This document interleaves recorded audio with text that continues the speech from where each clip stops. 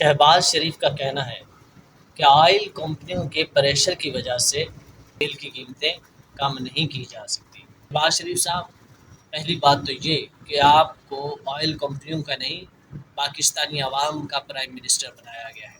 آپ نے آئل کمپنیوں کے بارے میں نہیں، پاکستانی عوام کے بارے میں سوچ کے فیصلے کرنے ہیں، کیونکہ آپ پاکستانی عوام کے پرائم منسٹر بنائے گئے ہیں۔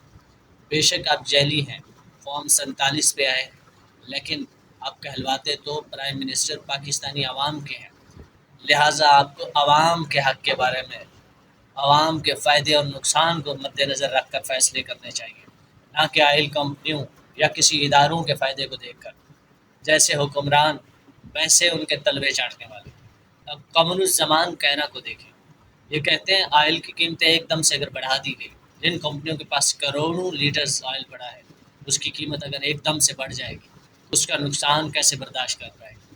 کمپنیاں دیوالیہ ہو جائیں گی۔ کہنا صاحب، جب 150 سے 400 450 تک آپ پیٹرول کی قیمتیں لے گئے، جب شہباز شریف صاحب راتوں رات 100 روپے 150 روپے تک پیٹرول بڑھا دیتے، تو وہ کمپنیاں راتوں رات اتنے اربوں خربوں کا پروفٹ اپنی جیب میں رکھ لیتی ہیں، تب آپ میں سے کسی کو عوام کے بارے میں فکر کیوں نہیں ہوتی؟ کیونکہ وہ کمپنیوں کے مالک اصل میں آپ لوگ ہیں، یا آپ کے پس پشت جو آپ کو سپورٹ کرتے ہیں۔